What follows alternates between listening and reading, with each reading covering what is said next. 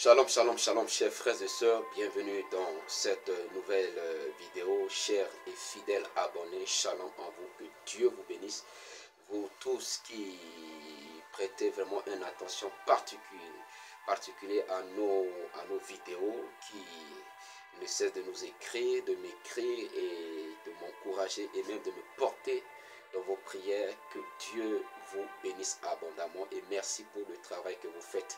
Alors bien aimé, si vous venez de tomber sur cette vidéo, je vous prie de regarder la vidéo du début jusqu'à la fin et surtout de vous abonner à cette chaîne où vous serez édifiés, vous serez éclairés et aussi vous serez préparés pour la rencontre du Seigneur Jésus-Christ. Alors dans cette nouvelle vidéo, je vais parler de la corruption. Mais avant de parler de la corruption, je vais annoncer à tous ceux qui nous suivent ou bien à ceux qui viennent de tomber sur cette vidéo que nous avons une plateforme d'études bibliques et d'intercession. Si ça vous dit, si vous vous souciez de l'église de salut des âmes et ça devient un fardeau, vous pouvez nous contacter pour faire partie de notre groupe d'intercession là où vous êtes. Nous prions pour l'église, nous prions pour le corps de Christ, nous prions pour le salut des âmes, nous prions pour des foyers chrétiens et autres. Donc, si vous sentez ce fardeau-là, n'hésitez pas à me contacter sur le numéro WhatsApp il suffit d'aller sur la chaîne ou bien sur la page Facebook, vous allez voir dans notre profil, vous allez voir le numéro de téléphone. Que Dieu vous bénisse. Si vous désirez aussi approfondir votre connaissance de la parole de Dieu, n'hésitez pas à nous contacter. Nous allons faire intégrer notre plateforme d'études bibliques. Ça se passe sur Zoom. Pour les détails, contactez-moi au numéro qui est qui s'affiche dans le profil de notre page ou de notre chaîne. Alors, avant de continuer, prions.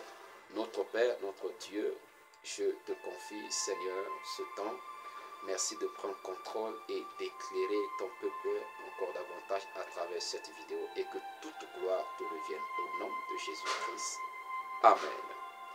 Alors, bien aimés dans le Seigneur, en parlant de la corruption, j'ai eu à faire quelques recherches parce que déjà, quand on entend parler de la corruption, on a une idée déjà. On sait déjà ce que c'est que la corruption. Quoique on n'a pas peut-être la définition, mais au moins on sait ce que la corruption veut dire. Mais allons quand même pour voir la définition afin d'approfondir notre connaissance. Il y a plusieurs définitions, mais il y a une qui m'a beaucoup plu et qui m'a beaucoup touché. Et je vois que cela est en rapport avec mon inspiration. C'est pourquoi j'ai voulu partager cette définition avec vous. Comme définition, la corruption, c'est l'action de détourner quelqu'un de son devoir. Ça, c'est une première partie. Détourner quelqu'un de son devoir pour l'engager contre honneur à faire ou à ne pas faire quelque chose moyennant quelques avantages. Alléluia. Donc, comme définition, la corruption, c'est le fait de détourner quelqu'un de son devoir. Ce que la personne est censée faire, on détourne la personne de son devoir pour l'engager contre honneur. Contre honneur. Ce qui n'est pas de son honneur de faire, ce qui n'est pas digne de lui de faire, on le pousse à le faire ou à ne pas faire. Et tout cela parce qu'on leur a fait une proposition. Et souvent, la proposition se tourne autour de l'argent. Mais la corruption n'est pas forcément liée à l'argent. De nos jours, nous voyons, excusez-moi le terme, les femmes qui se laissent aller, on couche avec elles juste pour faire quoi? Pour avoir un poste ou pour avoir du travail. Et il y a des hommes même qui se laissent faire ainsi pour avoir des postes.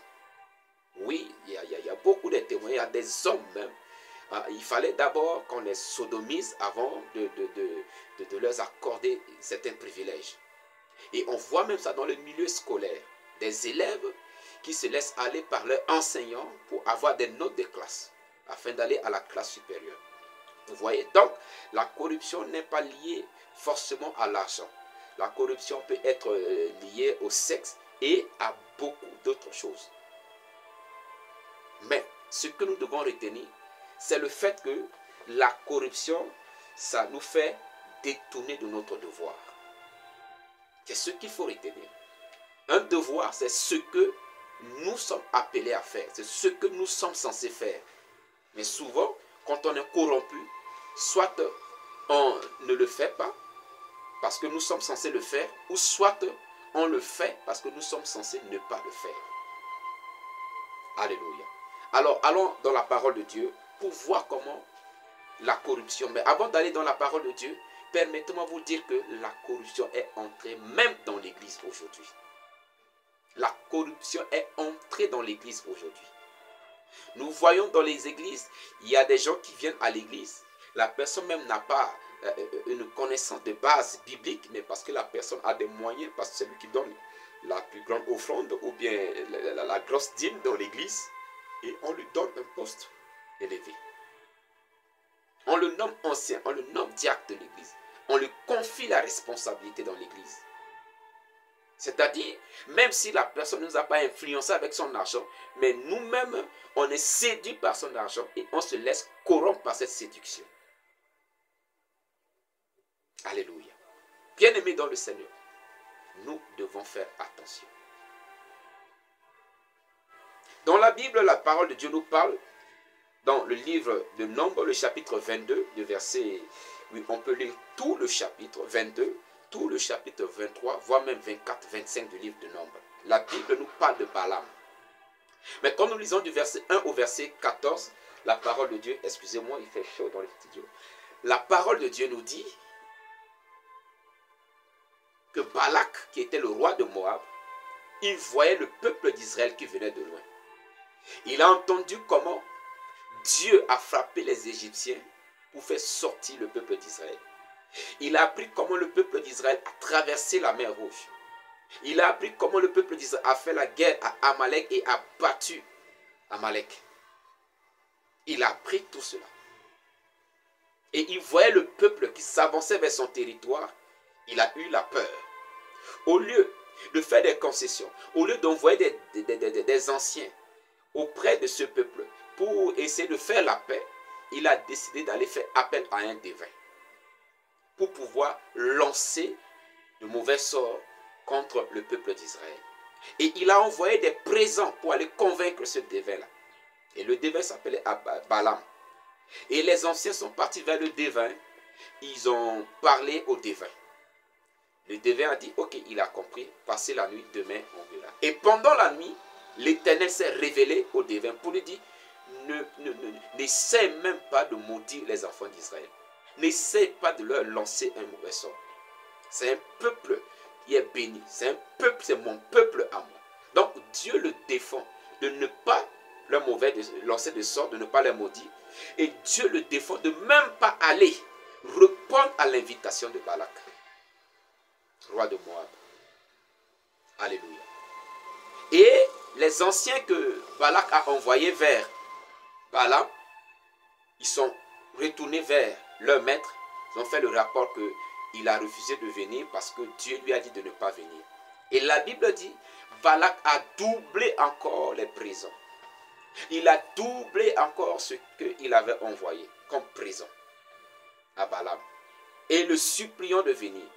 Et la Bible dit, quand Balaam a vu ces présents, il a décidé de partir sans consulter l'Éternel. Il était déjà séduit par ces présents. Quoique le Seigneur lui a déjà dit de ne pas partir. Mais il est parti. C'était sa première faute. Et arrivé là-bas, Dieu l'a défendu encore. Il a demandé à Balak de lui bâtir des autels. Il essaye parce qu'il était séduit par ses moyens. Mais vous allez voir, au finish, il n'a pas maudit le peuple à la demande de Balak. Mais il va donner un conseil à Balak. Et la parole de Dieu nous révèle cela. Dans le livre toujours de Nombre, le chapitre 31, le verset 14 au verset 16 que je vais lire. Nombre chapitre 31, le verset 14 au verset 16. Il est écrit: et Moïse s'irrita contre les commandants de l'armée, les chefs de milliers et les chefs de centaines qui revenaient de l'expédition. Il leur dit: avez-vous laissé la vie à toutes les femmes? Voici, ce sont elles qui, sur la parole de Balaam, ont entraîné les enfants d'Israël à l'infidélité envers l'Éternel dans l'affaire de Péor. Et alors éclata la plaie dans l'assemblée de l'Éternel.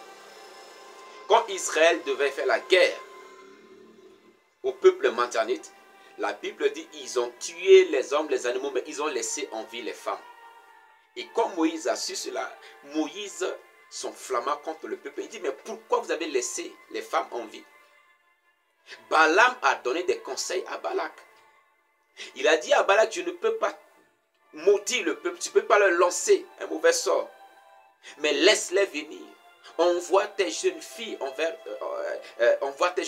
vers eux, parce que leur Dieu les a défendus de ne pas se lier par le mariage à d'autres nations, de ne pas adorer les dieux de d'autres nations. Laisse tes filles aller. Ils vont se marier entre eux, tes filles vont les séduire et ils vont désobéir à leur Dieu, et leur Dieu va les frapper pour toi, sans que tu les frappes. C'est ainsi que les filles moabites allaient vers les enfants d'Israël. Les enfants d'Israël sont tombés amoureux des filles moabites. Et par amour pour ces filles, d'autres ont commencé même à adorer Baal, que ces filles moabites adoraient. Ils ont violé la loi de l'Éternel. Ça, c'est une forme de corruption aussi, bien aimé dans le Seigneur. Et cela a attiré la colère de l'Éternel sur le peuple. Dieu a envoyé une plaie qui a commencé à tuer le peuple.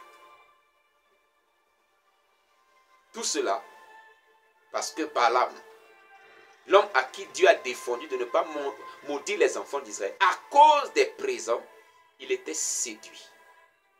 Il était corrompu. Il a été corrompu. Et il a donné un conseil à Balaam qui a porté de fruits. La parole de Dieu nous confirme cela dans le livre d'Apocalypse, le chapitre 2, le verset 14. Apocalypse, chapitre 2, le verset 14, il est écrit: mais j'ai quelque chose contre toi, c'est que tu as là les gens attachés à la doctrine de Balaam, qui enseignait à Balak à mettre une pierre d'achoppement devant les fils d'Israël pour qu'ils mangeassent des viandes sacrifiées aux idoles et qu'ils se livrassent à l'impudicité. Alléluia. C'est par amour pour ces filles moabites qu'ils se sont lancés à l'idole. Ils se sont lancés dans l'idolâtrie. Ils mangeaient la nourriture sacrifiée à Baal. Ils sont livrés à l'impudicité à ces filles. Et cela a enflammé l'Éternel. Bien aimé, vous voyez comment, lorsque un serviteur de Dieu est corrompu, comment il peut entraîner le peuple de Dieu sur le mauvais chemin. Et beaucoup de prédicateurs sont aujourd'hui dans la corruption. Ils ne prêchent plus la vérité. Ils ne prêchent plus la sainte doctrine. D'autres, c'est à cause de certaines écoles théologiques. Je ne suis pas en train de condamner les écoles théologiques. Mais certaines écoles théologiques sont des instruments du diable. Parce qu'ils enseignent des fausses doctrines aux bergers qui, au retour, enseignent la fausseté au peuple de Dieu. Bien-aimés dans le Seigneur, soyez remplis du Saint-Esprit. La parole de Dieu dit: l'Esprit de Dieu nous enseigne toutes choses. Même si on n'a pas fait l'école théologique, l'Esprit de Dieu peut nous aider à connaître le vrai du faux, à faire la différence entre le vrai et le faux. Beaucoup sont tombés dans la corruption. Mais si vous écoutez cette vidéo, le Seigneur vous interpelle à revenir à lui. Et si vous revenez à l'Éternel, le Seigneur reviendra à vous. Et si vous êtes à la porte de la corruption, ressaisissez-vous. Ressaisissez-vous. Ne vous laissez pas entraîner par la corruption. Beaucoup des enfants de Dieu sont corrompus par l'amour de l'argent et ils ont abandonné la foi pour entrer dans les sectes. Beaucoup de nos sœurs chrétiennes sont corrompus par les biens matériels. Ils ont abandonné la foi pour se marier à des hommes qui, à leur tour, leur défendent d'adorer le Seigneur, les empêchent d'aller à l'église. La corruption. Beaucoup sont rentrés dans les foyers juste par la corruption, pas par amour, parce qu'ils ont vu le bien matériel, parce qu'ils ont vu le moyen financier. Ok, voilà, même s'ils ont aimé quelqu'un d'autre, mais comme la personne qu'ils ont aimé n'a pas des moyens, ils ont vu celui-ci qui se présente avec des moyens et ils se laissent aller. Ils ont abandonné leur amour pour suivre leur séducteur, pour suivre celui qui les corrompt. Bien-aimés dans le Seigneur, la voie de la corruption mène à la perdition. La voie de la corruption mène à la perdition. Et comme je l'ai dit, beaucoup des églises, beaucoup des serviteurs de Dieu, parce qu'ils ont vu des structures qui sont venues leur proposer des financements. Non, on va vous acheter des terrains, on va vous construire l'église, des grands temples, on va vous construire les hôpitaux. Et en retour, vous devez suivre la doctrine qu'on va vous imposer. Et sans discernement, ils sont rentrés dedans. Et ils sont détournés du droit chemin. Ils ont commencé à prêcher la fausseté. La fausseté que leurs partenaires les imposent. Mais quand on veut faire du bien, on fait du bien. On n'a pas besoin d'imposer des conditions aux gens avant de leur faire du bien. Vous ne pouvez pas dire que vous allez financer une église, vous allez financer l'œuvre de Dieu et vous imposer à ceux derniers de prêcher ce que vous voulez. C'est de la corruption. Vous êtes un séducteur. Vous êtes un agent du diable qui détourne du droit chemin. Et celui qui vous suit, il vous suit sur le mauvais chemin. Et il y a beaucoup de personnes comme ça qui viennent à l'église comme ils ont des moyens. Ils veulent influencer l'église avec leurs moyens. Ils veulent influencer. Dans nos églises aujourd'hui, ceux qui ont des moyens, quand on les discipline, ils ne sont pas d'accord parce que c'est eux qui financent l'église. Chers serviteurs de Dieu, ayez le courage de prêcher la vérité à qui veut l'entendre. Ayez le courage de dire non lorsqu'il faut dire non. De dire oui lorsqu'il faut dire oui. Je me rappelle, je ne vais pas citer le nom du pays. J'ai beaucoup de bien-aimés dans ce pays. J'ai aimé ce pays qui m'a accueilli dans mes parcours missionnaires. Mais dans ce pays-là, on m'a proposé de me confier une église. On m'a proposé un salaire. On m'a proposé un moyen de déplacement. On m'a proposé un logement. On m'a proposé même des crédits de communication. Les unités pour la communication. Et en dehors de ça, chaque dimanche, en dehors des salaires mensuels, chaque dimanche, j'ai l'argent de poche. On m'a proposé tout cela. Mais la condition était que je devais enseigner ce qu'ils veulent entendre. C'était la condition. La condition est que non, on n'a pas besoin de prêcher la sanctification. Nous sommes dans les moments difficiles. Les gens ont besoin de l'espoir. Il faut donner des paroles d'espoir aux gens. Mais on ne peut pas prêcher l'espoir à quelqu'un qui est dans le péché. Quelqu'un qui est dans le péché, il n'y a pas d'espoir pour lui. Le salaire du péché, c'est la mort. Quelqu'un qui est dans le péché, il n'y a pas d'espoir pour lui. L'espoir est de sortir du péché et venir à Christ et marcher dans la justice du Seigneur Jésus-Christ. Marcher dans la sanctification. Et l'espoir, c'est la vie éternelle. Mais quand on est dans le péché, on ne peut pas avoir le garantie, l'espoir que nous aurons la vie éternelle. J'ai frappé la porte, j'ai frappé la table.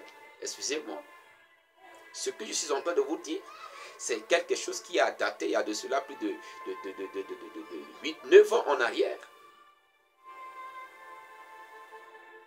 Dieu m'a donné ce courage de dire non. Et quand j'ai dit ça, ces personnes m'ont dit, mais regarde, dans cette ville-là, les soi-disant grands qui sont là, c'est nous, c'est grâce à nous. On veut t'amener dans la cour des grands et puis tu es jeune et puis tu as cette arrogance. J'ai dit que laissez-moi dans la cour des petits. Si vous appelez là où je suis la cour des petits. L'élévation vient de l'Éternel.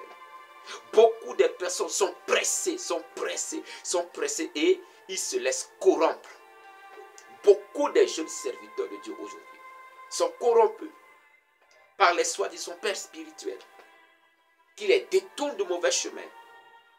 Non, parce que je vais avoir l'onction, tu te laisses corrompre, tu vas aller prendre le fétiche, tu vas aller toucher au feu étranger. Mais je vais vous donner un témoignage bien aimé dans le Seigneur, qui a vous fait froid au dos. J'ai eu à échanger avec un serviteur de Dieu dont l'assemblée qu'il dirigeait était en difficulté. Et ce dernier dit qu'il a fait appel à son père spirituel. Et quand il a fait appel à son père spirituel a dit qu'il faut chercher de l'argent. Je vais t'appeler quelqu'un. La personne va aller enterrer quelque chose dans ton église et le problème là va prendre fin. Le propriétaire du terrain qui veut récupérer son terrain, si on enterre quelque chose là-bas, c'est fini, il va oublier. Bien-aimé dans le Seigneur, la corruption est entrée dans l'église au point où les serviteurs de Dieu ne travaillent plus avec le Saint-Esprit. Beaucoup ont abandonné le Saint-Esprit pour aller prendre les fétiches, pour avoir la foule, pour aller prendre les fétiches, pour faire tomber les gens, pour avoir la gloire. Laissez Dieu vous élever. J'aime dire cette parole. Ne vous élevez pas si Dieu ne vous a pas encore élevé. Laissez Dieu vous élever. Quand c'est Dieu qui vous élève, sa main sera un fondement sur lequel vous serez. Et personne ne pourra vous renverser. Mais si vous vous élevez vous-même, il n'y a pas de fondement. Quel que soit le fondement, il suffit que Dieu souffle sur ce fondement. Vous serez écroulé comme le mur de Jéricho. Alléluia. Bien-aimé dans le Seigneur, la corruption. Beaucoup de serviteurs de Dieu ne prêchent plus la vérité parce que la Bible dit, au temps de la fin, l'amour de plus grand nombre a diminué. Les gens ne supporteront plus la sainte doctrine, mais ils vont avoir la démangeaison d'entendre des belles paroles. Et comme les gens veulent entendre les belles paroles, on ne prêche pas la vérité. Ce qui est bien n'est pas forcément vrai. Beaucoup n'enseignent pas vrai. Beaucoup enseignent bien, beaucoup prêchent bien, mais ils ne prêchent pas vrai, ils n'enseignent pas vrai. Parce qu'ils sont déjà corrompus. Parce qu'ils ne veulent pas perdre les fidèles. Si les fidèles vont partir, les offrandes vont diminuer. Si les fidèles vont partir, sa gloire va diminuer. Et on est corrompu. Des chrétiens corrompus. Corrompus par la société. On m'a parlé d'un pays, les statistiques d'un pays démontrent que dans le pays, il y a plus de 90% de la population sont des chrétiens. Mais on va vous dire que le taux de la corruption s'élève dans le pays à 95%. Ça veut dire que les plus corrompus sont des chrétiens. Mais nous savons tous qu'un chrétien, comme tous ceux qui vont à l'église, les religieux même sont appelés chrétiens, c'est pourquoi. Comment on peut dire qu'un pays, la population, 90% de la population sont des chrétiens, et la corruption, le taux de corruption s'élève dans ce pays à 95%. Bien aimé dans ce, c'est insulter le christianisme. La corruption. Je reformule ce que j'ai dit tout à l'heure. Le chemin de la corruption nous mène à la perdition. Le chemin de la corruption nous mène à la perdition. Si vous êtes sur le chemin de la corruption, c'est le moment de vous repentir. Repentez-vous.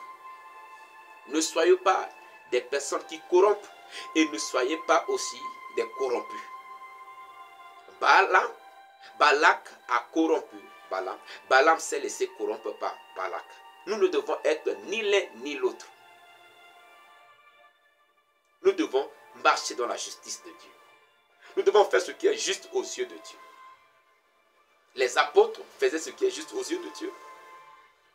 On a attrapé Étienne. Étienne pouvait se laisser corrompre par les gens pour dire, bon, ok, c'est bon, j'abandonne le christianisme pour le judaïsme. Mais il est resté dans sa foi. On l'a lapidé pour cela. Jésus a raison de dire que quand il sera de retour, est-ce qu'il va trouver encore la foi sur la terre? Il a raison de poser cette question. Parce qu'il sait que de retour, c'est-à-dire au temps de la fin, ou encore à son retour, bon nombre des personnes sur la terre vont être dans la corruption. Alors, bien aimés dans le Seigneur, revenons à l'Éternel et Dieu reviendra à nous. Que Dieu vous bénisse. Partagez la vidéo et rendez-vous dans la prochaine vidéo. Shalom à vous.